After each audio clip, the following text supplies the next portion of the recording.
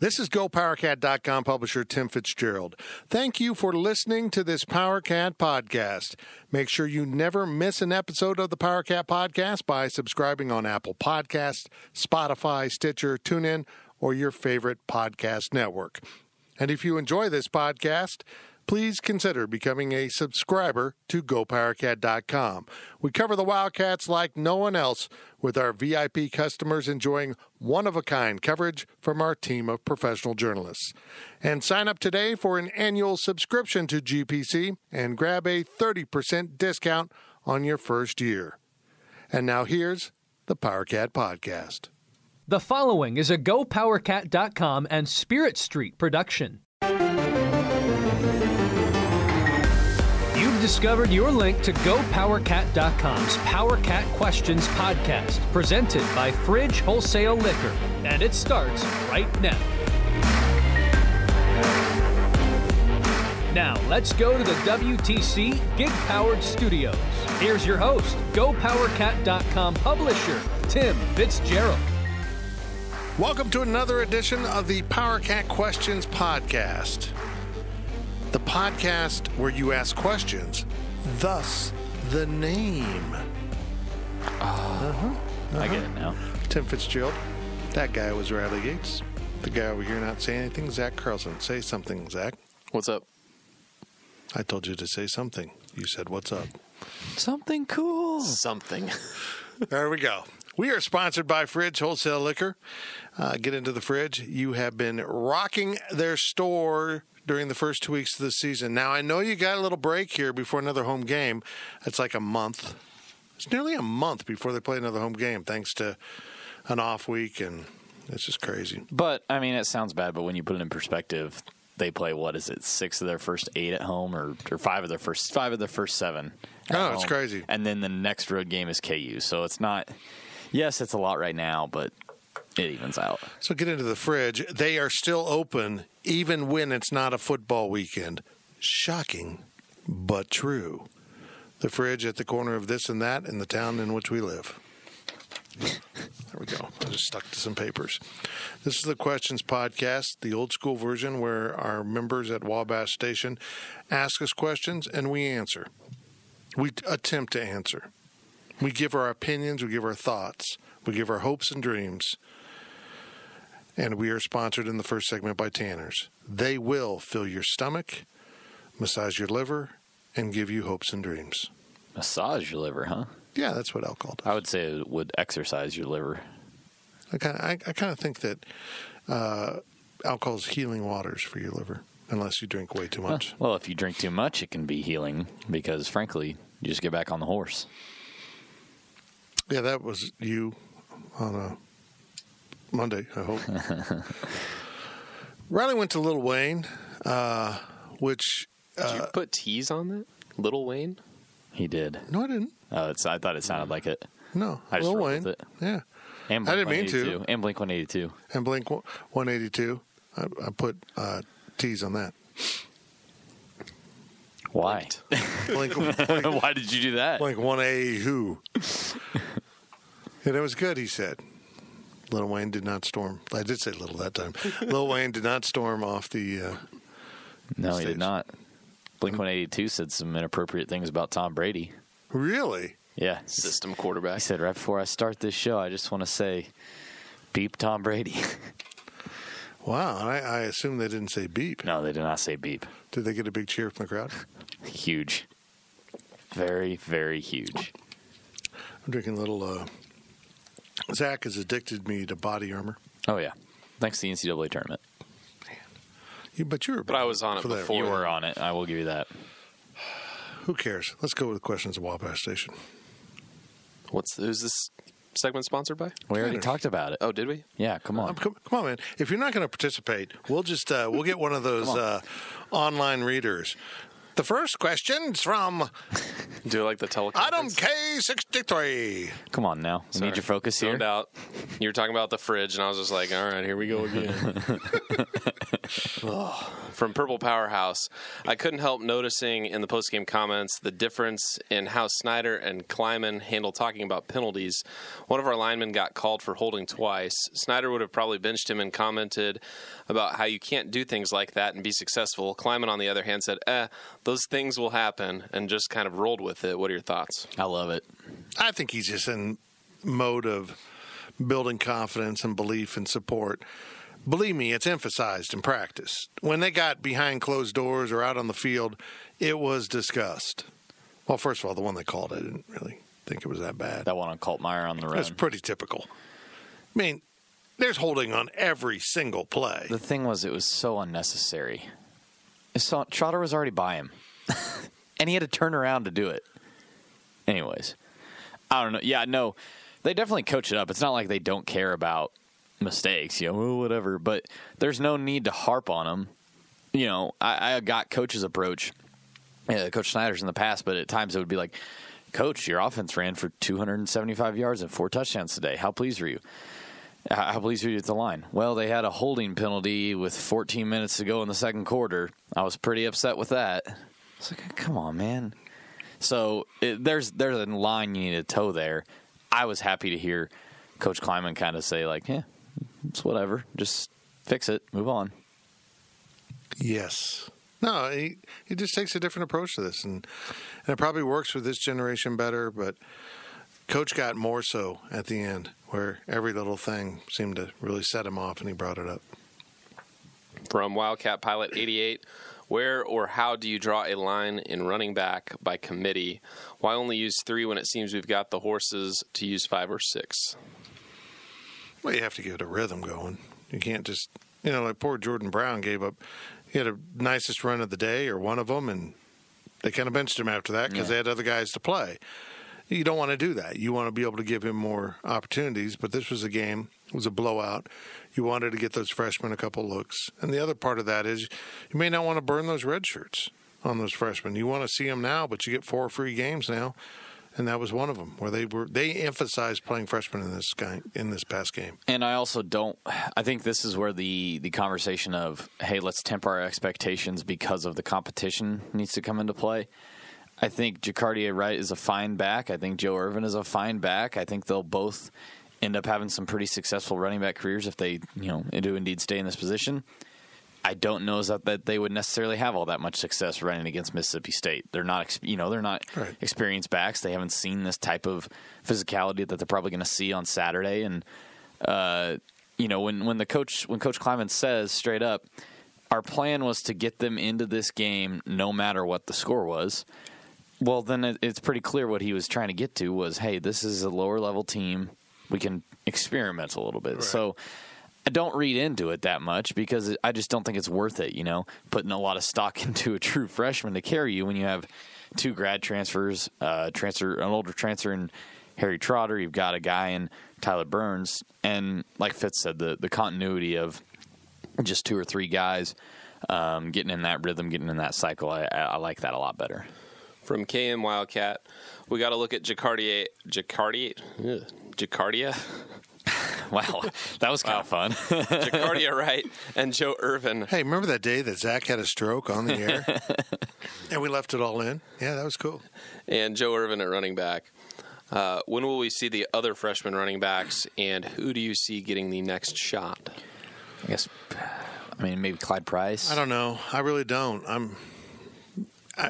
Your timetable to see him is getting smaller for all the reasons. You can't just put him into any game. You got to make sure you're way ahead. So I would think that just depends on if they get away from someone and can put them in. Let's just say Saturday when they're up by 45 points in the third quarter. Reaction. Wow. Yeah, I went there. It hit me late. I got it in. Yeah, it usually does. Here's the thing is that I think K-State fans are getting excited about playing true freshmen simply because the coach now is coming out and saying they want to do it a lot, which is instilling confidence. Hey, we've got great true freshmen. Every class has had talented freshmen before. The only difference is K-State just hasn't emphasized it over the last few years to get them in the game. So I think maybe we're putting the cart before the horse a little bit. Yes, these are talented running backs, and I think they're going to go on to be really good at some point. And they wouldn't have signed him if they didn't like him in their system. But to like sit here and clamor for, a guy like Clyde Price to start getting more carries or something as Big 12 play starts over experienced backs, I don't like it that much. If you're going to be in the game in these big games, you need to have a significant impact. And I just don't know as if they're going to be so much more significant than those grad transfers or Harry Trotter. Look, it's valuable time to get in the game. They're checking a few off the 4-game list. And if there is a game, say West Virginia, KU. Why would you pick on those two teams? Well, it might have something to do with the fact that one team almost lost to an FCS school and then was embarrassed by Missouri. It might have something to do with the fact that KU lost to Coastal Carolina, which could barely practice. I don't know. That's just a side note. Okay. Yeah, if you're up by 20, 30 points against them in the third quarter and those running backs have games left, yeah, go ahead and put them in. But don't clamor for them to be in this game on Saturday. Well, they probably won't travel. I mean, only so many will travel. Yeah. I mean, you're limited on how many you travel with. Look, this new rule is a new rule. It's only a year old. So last year was the first year you could play freshmen 4 games or fewer and maintain their red shirt. And this was kind of the issue with Coach Snyder at the end. He just didn't want to deal with it. It was a rule that benefited his program where he could help. He could have better depth in certain games and play guys. He could improve his freshmen for the following year by letting them play 4 games. But he really didn't want to engage with that rule. He played the true freshman he really wanted to play and needed to play, and then was willing and able to burn their red shirt by playing them a 5th game like it didn't matter. And the players had to say, no, we're not doing this. And so it was just another thing where Coach just was inflexible to a fault. I mean, he wouldn't deal with the change of the rule. He just tried to ignore it and pretend it wasn't there. And it's there. It's a great tool. Use it. From Herdez Joe, offensive line is being debated, but PFF says, at least technically, they're one of the best in the country. Will the offensive line grow with the competition? That's Pro Football Focus, by the way, in case anybody didn't know that. What's BFF? Best. Friends Forever? Yeah. I mean, thanks, BFF. I was trying to think of something. Like borderline inappropriate, but then I just couldn't get there. We're going to find out. That's one of my big curiosities with Saturday's game. I will say this, because I fought you guys hard after the first game. I was not that impressed at the start of the line.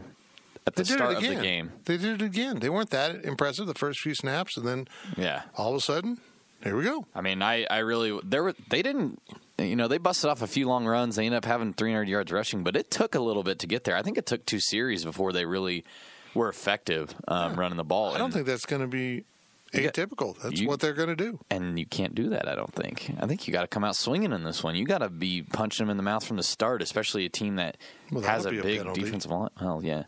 Boy, Riley. I agree. When you get into really competitive games, that gets difficult. But if you look at the history of this North Dakota State offensive system, when they got into competitive games with South Dakota State or Eastern Washington or whatever it would have been, the games were typically a little bit closer in the first half and into the third quarter, and then they just started to wear them down and get away from them in the fourth quarter. That's how the system's built. We'll see how it applies to Saturday's game in Starkville. Can they wear down Mississippi State?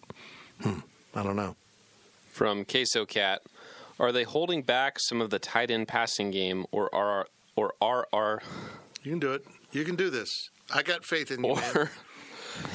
Are tight ends not quite good enough yet to feature in our offense? How was that milkshake, man? You got brain freeze over there? What's going on? It's similar words together. And I didn't even hear the question. Are they holding back tight ends? Oh, okay. Yeah. Yes, they are. Well, it's funny. I feel bad for writing that story before the first game about them not holding anything back because I really believed them. They're holding a lot back right now. They really have, particularly on defense. But they will throw to the tight ends and running backs probably in Starkville more than they have in the first 2 games combined. I mean, that's one of the things that there was a line that I think K-State a line to toe here with not showing too much. And at times, I thought Coach Snyder was way over the top with not wanting to show too much. And I feel like this is the perfect amount. So, I feel like you can't really you're not going to blame anybody for not wanting to throw the tight end against Nichols and Bowling Green. Because, frankly, I think you could throw to the fifth-string tight end, and he would have scored a touchdown versus Bowling Green. God, that was an awful team. They were bad. They were hideous. So, I'm not going to put a number out there because we just don't know how big of it, maybe it's going to be every drive they try to throw to it. Or maybe it's going to be 2 times in the game, and that's perfect. But so you can't put a number on it. But I think we're going to see it a lot more in this one because it is a little bit of a secret weapon that's not on film yet. But they have the pieces. We're not overhyping Nick Lenners, I don't think. I think he's really talented. And honestly, Blaise Gammon, I feel like, has taken some steps forward this year. And I think they've got something for Sammy Wheeler in the books. So I'd just give it time. I think there's probably a lot of things they've run, a lot of the running plays that have a next layer to them where it's a play action and they go, to someone that might be blocking on tape, but now is out in pattern. So we'll see. That's one of the things I'm anxious about. I want to see this stuff. I don't think this is going to be the Sammy Lemieux package that got put in the back pocket forever. I mean, they've got stuff like the 3 running backs in the diamond formation. Will we see that Saturday? Will we see the ball thrown on a lot of wheel routes to tight ends and running backs? Open it up, man. Winning this game would be enormous for the program. And I think Kleiman knows that. From Herdez Joe, staying ahead of 4th downs has been a key in this offense. How has this team compared to better K-State teams in that regard? We don't have numbers on that. It's tough to. I mean, we could probably get it if you sat down and looked at it. That would see, folks.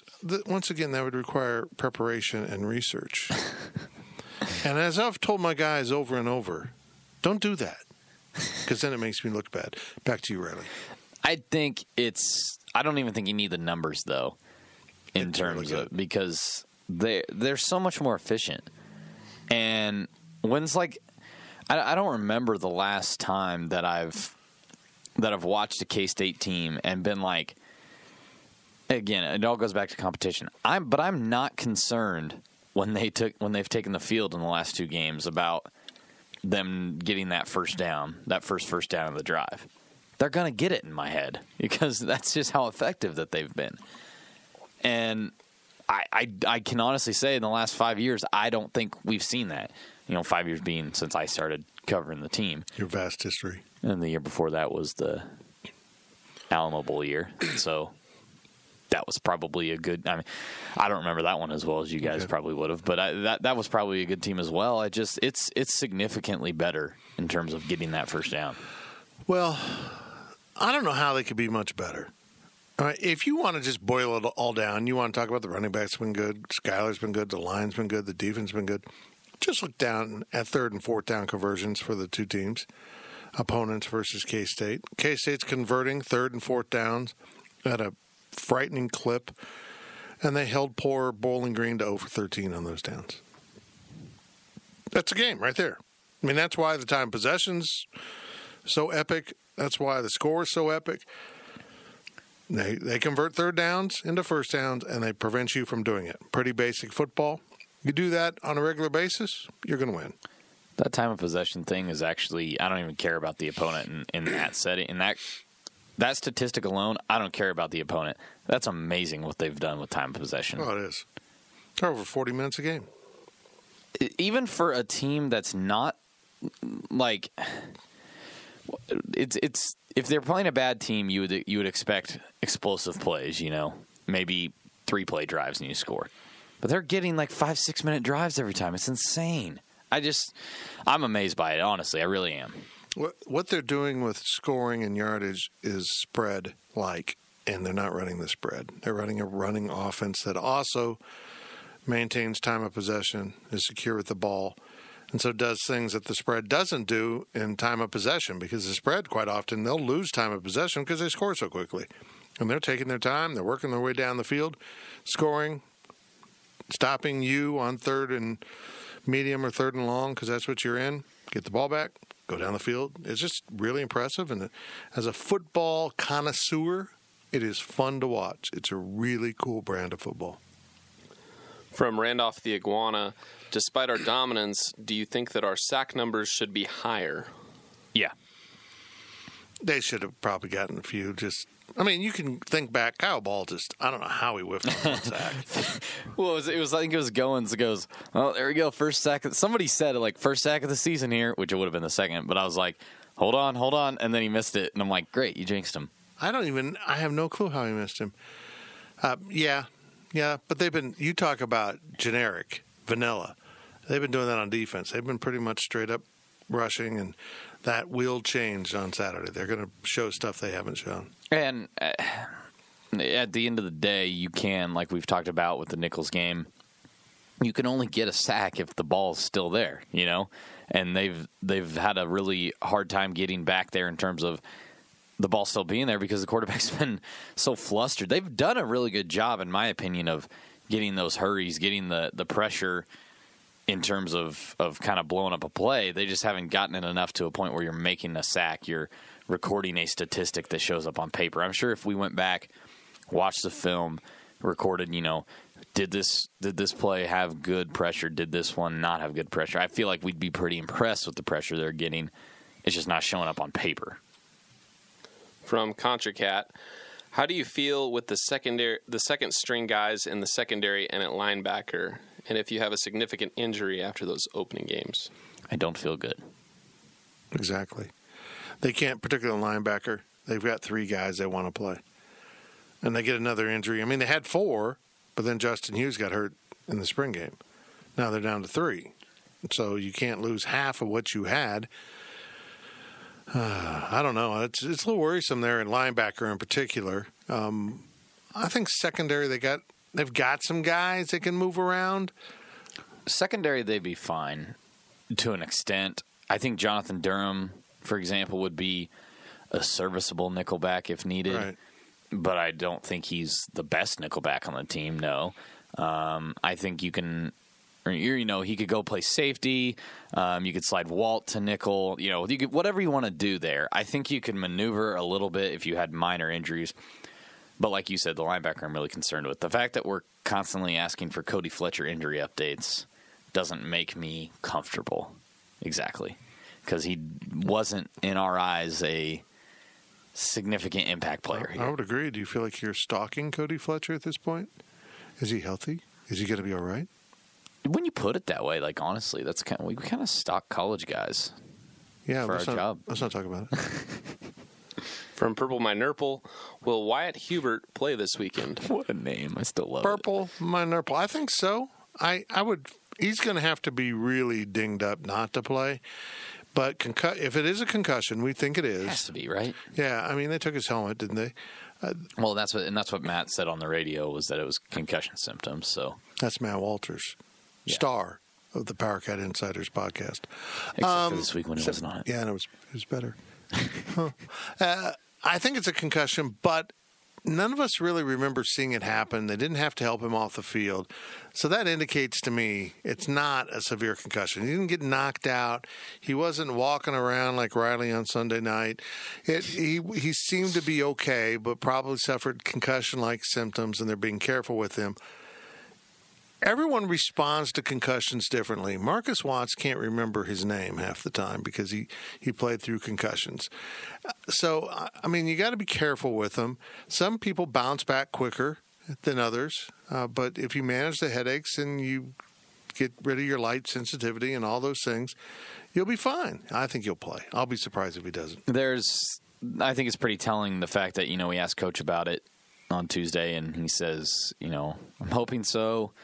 We'll kind of look into, if it was a significant enough concussion to a point where he was going to miss a game, I think they'd know by now. Because I don't think you just get magically better within a short amount of time. I think it'd be pretty clear at this point if he was not going to play, and I would expect him to be out there if it is as borderline as we think it is. So I wouldn't be concerned until we hear otherwise. Last question of the first half from Power Cat Ryan. Are you starting to really believe that football is football? That's a great question. I think I never totally disagreed with it. I just think it got some people didn't grasp what he meant. He didn't mean you could win with any players, any level, because you did things right, but that his philosophies that he used at the FCS level would apply and work at the Big 12 level. That's what he meant.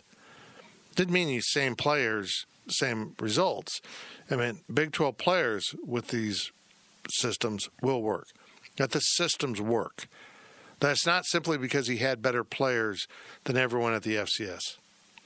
I think we're seeing it. I mean, those weren't good opponents. Nicholls, let's put it in context. Nicholls was a better team by far than what South Dakota was last year that almost beat K-State.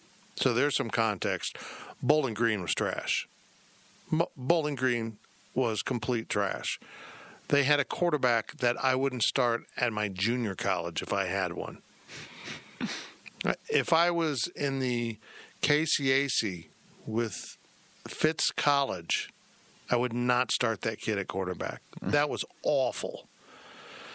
So we're going to find out a lot more in the next week, in the next month. We just need to go on the journey. And the journey so far has been really fun. And I'm really happy for K-Staters because most K-Staters have continued to pay their dues. They've continued to go to games. Maybe they don't go on the road as much, but they've done the things that fans should do, even if the sport isn't as enjoyable as it used to be. So you've been warriors.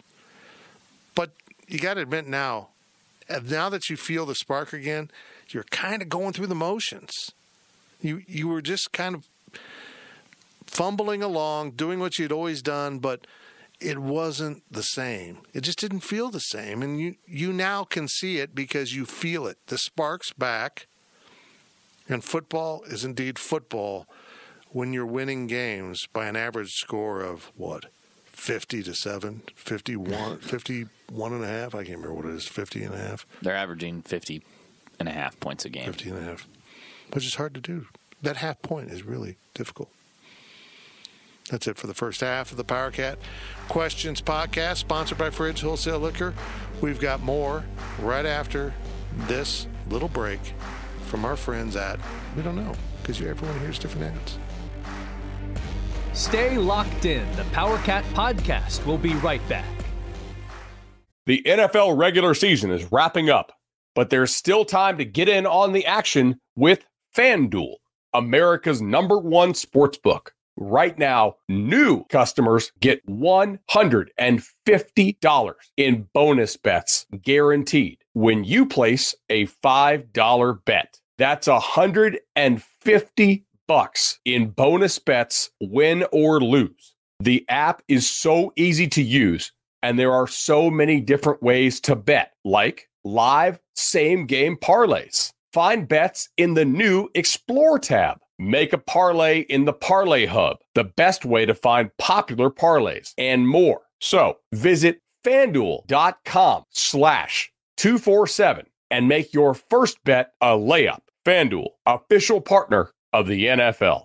Must be 21 plus and present in Arizona, Colorado, Connecticut, Iowa, Illinois, Indiana, Kansas, Kentucky, Louisiana, permitted parishes only, Massachusetts, Maryland, Michigan, New Jersey, New York, Ohio, Pennsylvania, Tennessee, Virginia, West Virginia, or Wyoming. FanDuel is offering online sports wagering in Kansas under an agreement with Kansas Star Casino, LLC. First online real money wager only. $10 first deposit required. Bonus issued as non-withdrawable bonus bets that expire 7 days after receipt. Restrictions apply. See terms at sportsbook.fanduel.com. Gambling problem? Call 1-800-GAMBLER or visit fanduel.com/RG in Colorado, Iowa, Michigan, New Jersey, Ohio, Pennsylvania, Illinois, Kentucky, Tennessee, and Virginia. Call 1-800-NEXT-STEP or text NEXT-STEP to 53342 in Arizona, 1-888-789-7777, or visit ccpg.org/chat in Connecticut, 1-800-9-WITH-IT in Indiana, 1-800-522-4700, or visit ksgamblinghelp.com in Kansas, 1-877-770-STOP in Louisiana. Visit mdgamblinghelp.org in Maryland. Visit 1-800-GAMBLER.net in West Virginia, or call 1-800-522-4700 in Wyoming. Hope is here. Visit gamblinghelplinema.org or call 800-327-5050 for 24/7 support in Massachusetts, or call 1-877-8-HOPE-NY or text HOPE-NY in New York, or visit oasas.ny.gov/gambling. Standard text messaging rates apply. Sports betting is void in Georgia, Hawaii, Utah, and other states where prohibited.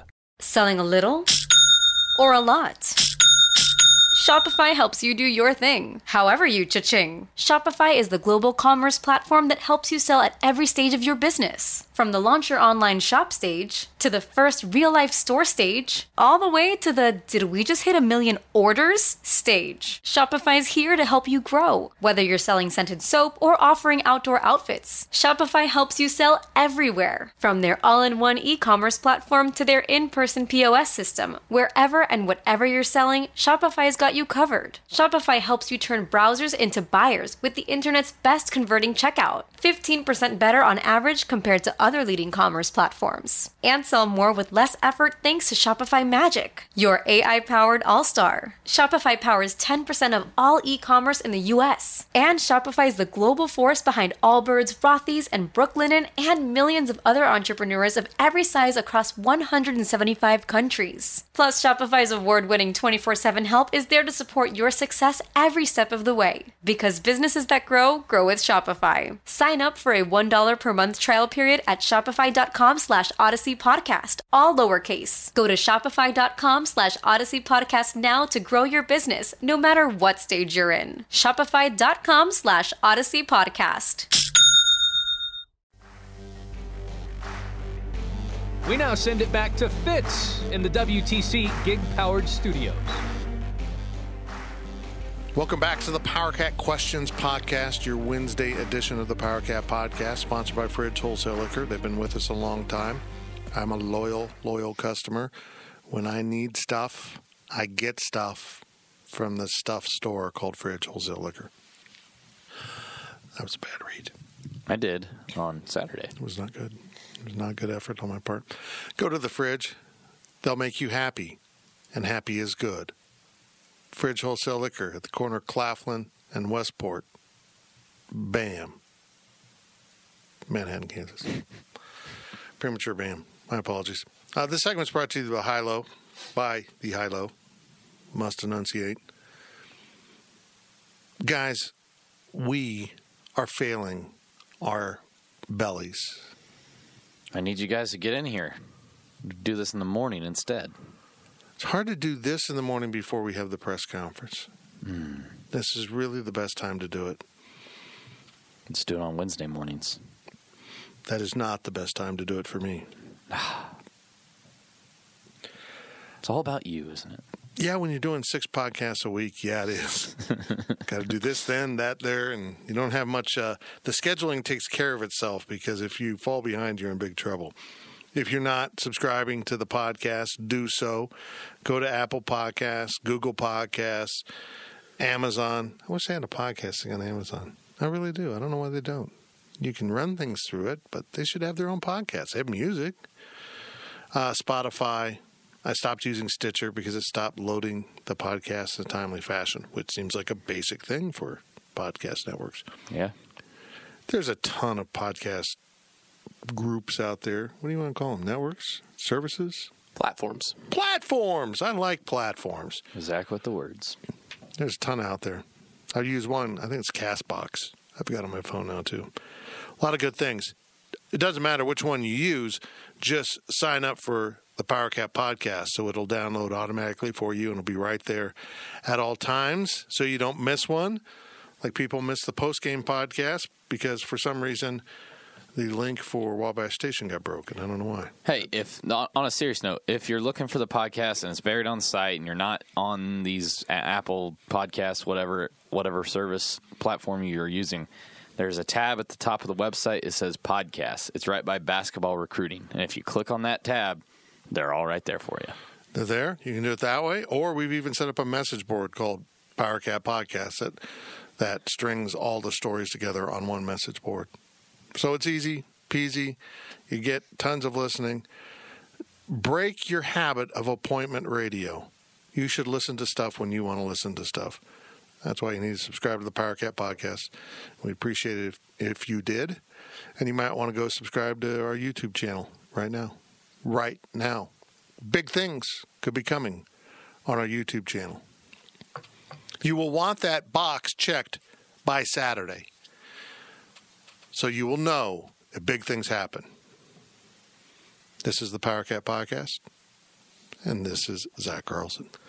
From Purple Cheese, has there been any info on whether the team is being prepped for the Cowbells? Yeah.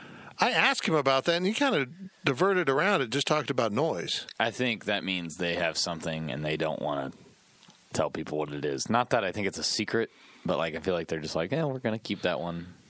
Would it work if all your audibles were mooing? What? Yo, we should honestly just like find out or like go by the stadium or the practice fields and just listen because it's going to be loud enough that you could hear it from the streets. Well, Coach Snyder used to crank up the jet engine noise so loud I could hear it from my house a half mile away. You just go outside, you'd go outside, let the dogs out and step outside and you'd hear. I was surprised to find out that they have already been using a lot of jet noise and stuff, Because you typically it's more for road games, maybe do it every now and then to try to rattle your own team, I guess, get a little bit of experience with it. But it sounds like they've been doing it a lot through the first 2 weeks. So. It did. That was very interesting. So for all you think, Kleiman's just prepares one game at a time, he doesn't see the whole picture like Bill Snyder. He's doing some stuff out there that you may not know he's doing. But, yeah, they've been preparing for road games for a while. Also,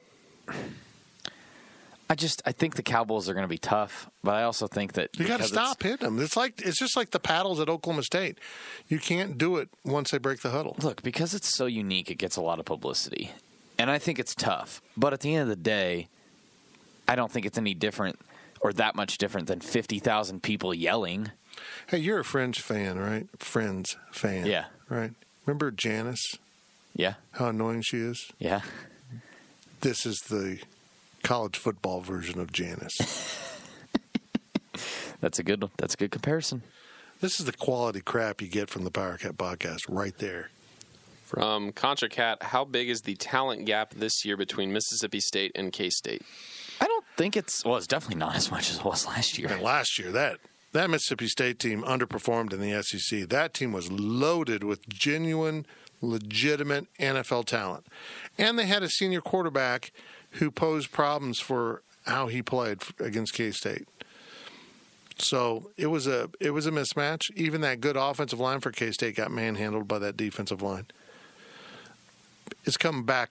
They've come back quite a bit, and K-State's now performing at a higher level. So, no, it's changed quite a bit. Tough to really go position by position, player by player. I mean, yeah, they have a better running back than any running back on K-State's roster. I feel comfortable saying that. But, does that really mean a lot at the end of the day if you've got equal talent? I think Wyatt Hubert and Reggie Walker are very good, and I don't really care who their offensive linemen are. I think that they can give them some fits. So I think the fact that we're all looking at this, we're not just coming into this game saying K-State could win because they're 2-0 and have slaughtered two inferior opponents. We're saying K-State could win because they legitimately have the ability to win this game. It's not out of the question. Right. Yeah. I like him. He's good.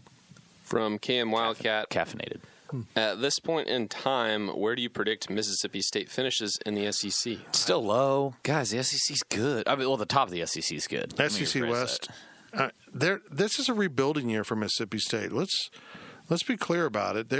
They're not considered to be a contender in the SEC West this year. No. They're better than Mississippi. Who else we got? Look, a team's better than them in their own division. Alabama, just a little, LSU, just a little bit. Auburn, probably. Yeah, you could make an argument for A&M maybe. Ole Miss is not good. Arkansas is not good. They have two not good teams in their division. Then you drop down to the East. Georgia, super good. Florida, pretty dang good. South Carolina and Kentucky, I just don't know enough about. So I think they'll finish 3rd or 4th in the West.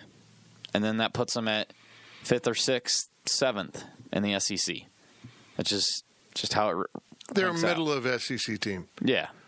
And Kansas State's trying to aspire to be a middle of the Big 12 team, which honestly, from top to bottom, isn't as good. The Big 12? Yeah. Yeah. The bottom of the Big 12 is significantly better than the bottom of the SEC, but the top to middle of the SEC is miles ahead of the Big 12 this year. Yeah. From Ema Wildcat 82, what about Tutorgate. I thought I saw that the Bulldogs had to suspend 10 players for 8 games. Is that still happening, and who is impacted? The tough thing about it is it's FERPA doesn't allow them to say anything. I'm not aware of all of the technicalities behind it, but they can't straight up come out and say, like, players X, Y, and Z are suspended because of this tutor thing. However, apparently they have, and, got to give a tip of the cap to Wally on this one because he did the work on this, not me. They have had players, quote-unquote, held out for various games throughout the season this year, so you can infer what that means. And there's some names on there that are overlapping, so clearly they're a part of it. Yes, players are being suspended, but it's not like it's Kylan Hill. They're not losing a quarterback because of this or anything like that. So there's still players being suspended, and I think it's impacting them a little bit, but you didn't lose your Skylar Thompson. You didn't lose your Malik Knowles or anything like that on this. It's just, and that's what a lot of people had said when this happened, was that it probably wasn't going to be impact names. It was probably going to be a lot of middle of the, like redshirt freshmen, kind of younger sophomores. So it's still a thing, but I wouldn't say that it's an impactful factor in this one. From Herdez Joe, Mississippi State seems to be trending down while we are trending up. How much of this is competition, and how much are actual differences from last year? I mean, they mean this year? Yeah. I don't know. They haven't played great competition either. Well, Southern Miss is better than anyone K-State. Well, I'm not saying that it's not better, but it's not like they've played a Power 5 already. Yeah. No, we don't know. We just don't know. It's too early to make sweeping evaluations of either team. I want to be wise and offer this great analysis, but folks, they've beaten Nichols and Bowling Green. They've taken care of business. They checked the boxes boldly. They colored in all the corners, but this is a whole different test. This is just a different thing. They're on the road. Doesn't matter where you're going. You're on the road. But you're on the road at kind of a notable venue that people talk about how difficult it is. Now, I've heard the crowd noise isn't that bad. It's just all those damn cowbells. We'll find out a lot about this team. I do not think they'll get blown out. No. I do not think they'll get embarrassed. Last year was embarrassing. Agreed? Yeah, yeah. Yeah, last year was embarrassing. Worse than 31-10. And yeah, it was. They got manhandled last year. The score doesn't reflect what it was. So they could go down there and lose 31-10, and it could be closer, more competitive. Let's put it that way. Closer is closer. It's math. More competitive. Or they can go down there and hang around, be in the fourth quarter, be down with one score, or head. Let's find out. This is going to be fun. It's going to be fun. Folks, it's not just you feeling like K-State football's back. Now, granted, it's a crappy weekend in college football, but ESPN slid this game into their 11 a.m. ESPN slot right after College Game Day. That's a compliment. They weren't going to do that if K-State hadn't looked really good. I believe that. I don't. Oh yeah, no. If K-State was 2-0, but had kind of just slipped by, they weren't going to put them in that slot. It'd be ESPN 2 with Beth Mowins on the call, and shoot me in the head. Hey, we get to go to the game. Yeah, you don't have to listen to it. I'll be back here holding down the fort, listening to it. Brian Hanley and his buddy, who I'm going to call, let's give him a nickname real quick, Bingo. Brian Hanley and his buddy Bingo, I have no idea who it is, are going to be here, and we're going to watch the game together and then do the post-game podcast. Bingo won't do the post-game podcast because I don't know Bingo. So if it's a bad announcer, I will be on Twitter bitching like everyone else. Good deal. And you know me. If I'm not getting my way, I bitch on Twitter. Yep. You do. Yes, you do. Thank you. From GT Cat, Kansas State will face some sort of a negative this week. What will that most likely be, and what will they have to do extra well as a result to overcome that negative? I think it's the running game. Now, I don't mean like they're not going to be able to run the ball. I mean, it's not going to come with ease. It's come with ease the last 2 weeks. Oh, yeah. And they've paved the way on the offensive line, and it's not going to be like that. They might bust off a few 7 to 8, 9 yard runs. They might have James Gilbert go for 100 again, but it's not going to become. He's not going to have like a 56-yard run, I don't believe. And so, what does that mean? And that means that Skylar Thompson's going to have to play quarterback this week, not just stand there and throw a few passes. He's going to have to make some plays throwing the ball. And that's what I'm excited to see, because let's be real, he's made some plays like the throws he hit Malik with in the touch in the end zone last week. Nice plays, but it wasn't a pressure situation. He wasn't being asked to go win them the game by throwing touchdown passes. So I'm excited to see. It's a lot easier to make that throw when you know you're going to win. Exactly. I'm excited to see how Skylar does, because I do believe they're going to struggle a little bit to run the ball on this one. I think K-State will have to play from behind for the first time. They're not going to shut out Mississippi State in the first half. If they do, hold on, mama, this is going to get interesting. They might be pretty good on defense. Mississippi State might take that opening drive and march down the field and score. And then everyone in K-State Nation is going to go, oh, crap, here we go. Yeah. They have to overcome that. They're going to have to play from behind. They're going to make mistakes. They'll have a turnover.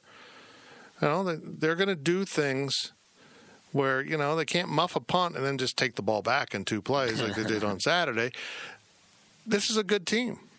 So they will have some real challenges in this game, and we'll see how they come out the other side. From Power Cat Ryan, sports gambling is legal in Mississippi. If your GPS took you through Tunica, I didn't know what that was. I took his word for it. I don't know. Would you lay money down on the Cats plus 7.5 over under 50.5 points total? I don't know about the over under. It's so tough to judge. Now, these have been 2 explosive offenses. 2 offenses that have put up a lot of points, so I could see it happening. I definitely would take K-State to cover. You said it was plus 7.5? Yeah, I would take I'm seeing different numbers. I'm seeing 9. It opened at 9. Has it moved down that far? I don't think it moved down to 7.5 unless it was, I just don't know. We can look at a lot unless of Ryan's things. Just handicapping it himself. Yeah. So, but you want to say 8? Can we say 8 so I feel better about my I think it's going to be a close game. I think they could win. So I would take them plus 7.5, because I think 7.5 is the lowest I would go. And I'll go ahead and take the over just for fun. Over. Huh. So you're talking... fun. 25 points each, roughly? Yeah, so... 3 touchdowns. Following the spread there, it's going to be like 21 to 30, K-State's not going to have 1 touchdown like it did last year. And it's just not going to happen. I would agree with that. I believe that. I'm trying to find him here. I can't search on my phone like I can. I have to be past it at this point. 11 a.m. I know. I had to have gone past it. I know. I'm still showing -9. Oh, actually, hold on. That one's 7.5. That left one's going to be the open, I think. That is. Yep, it is at 7.5. He's correct. Westgate Superbook, which is the one you really wouldn't want to follow. Moved, so it's 7.5. People trust K-State. People trust Chris Kleiman. Vegas likes Chris Kleiman. Yeah. That Nichols spread said all you need to know what they think of Chris Kleiman. That's a good Nichols team. They were favored by 23.5 points. West Virginia played another good FCS team, maybe a better team, but it was basically single-digit spread. Guys, Vegas knows. They know everything. So, just saying. They know what you're wearing right now, Ryan. Okay. From KSU number 1, what is a win to you at Mississippi State? Winning the football game. Look, I feel like K-State's got everything to gain from this game, as long as they don't get blown out, humiliated, and beaten up and with injuries. This is going to be a good experience for this team, and if they win, it is a giant bonus. Everyone thinks they're going to lose, probably including me. I haven't made my pick yet. I knew I would have picked them to lose at the start of the season. I got them at 6-6. They were certainly losing this game. A lot to gain here. I don't mean to make it sound like they can't have any positive takeaways, but A win's a win. this team, to me, doesn't strike me as one that wants to, well, hey, at least we competed. Have a moral victory. Yeah. Now, Kleiman was interesting on Tuesday. He kind of sounded like, we're just going to go in there and, see. And he was kind of playing it down a little bit. Yeah.